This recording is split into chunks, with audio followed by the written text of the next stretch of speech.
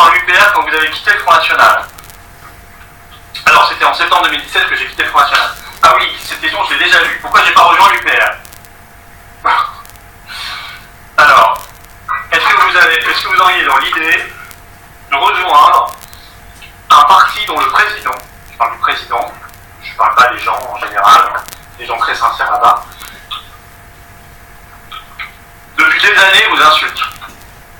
Non mais reprenez les vidéos de François Asselineau bien avant 2017, y compris quand il a réécouté quand il est passé chez Ruquier, je crois en 2014, 2013, 2014, sur France 2, il a parlé de moi, je sais pas pourquoi, alors que c'était François Hollande qui était au pouvoir, pas moi, et il a parlé d'une réunion publique que j'aurais tenue à Nevers en ayant des... Et il m'a accusé d'avoir tenu des propos racistes, je ne sais quoi, et c'était une horreur, voilà. J'aurais pu porter plainte pour diffamation. J'ai mis un tweet, simplement, pour marquer ma désapprobation devant ces méthodes. Et puis, des vidéos très nombreuses où il racontait n'importe quoi, caché derrière un pilier, des mots très agréables, etc.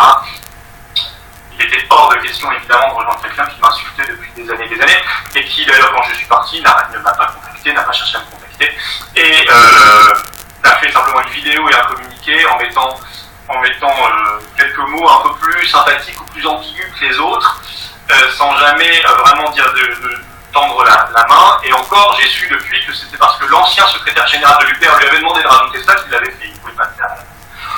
Donc ça ne donnait pas très envie. Et là, j'ai tout fait pendant cette campagne pour faire liste commune. Et la seule réponse, il n'a jamais répondu, ni à mes textos, ni rien. Et la seule réponse à laquelle j'ai eu droit, ensuite, c'était d'essayer de faire croire que j'avais voulu acheter sur sa liste ma 3e place pour 300 000 €, alors que c'était une liste commune à 50% patriotes, 50% UPR, avec contribution des deux mouvements, nous à 300 000 €, eux aussi à plusieurs centaines de milliers d'euros côté UPR. Donc il a juste essayé de faire ça, un truc un peu dégueulasse, politicien bas de gamme, quoi. Et voilà. J'ai quand même retenu de cette élection, je vais vous dire clairement. À mon avis, l'UPR, avec ce président-là, il n'y a rien à faire. C'est le hello du souverainisme. Il y a une logique sectaire, j'en suis navré, j'ai vraiment tout tenté. Mais j'ai tellement tout tenté que je crois pouvoir le dire. Je ne dis pas ça avec beaucoup de leurs cadres, que j'ai tous rencontrés, je les connais tous, sans exception. Et beaucoup de leurs militants sont très sincères, et même que je croise régulièrement, je crois de temps en temps, certains sont malheureusement très sectaires, d'autres sont très sympathiques et ouverts, et on discute. Donc je ne parle pas d'eux, mais je crois que le président de l'UPR, lui, veut une logique sectaire.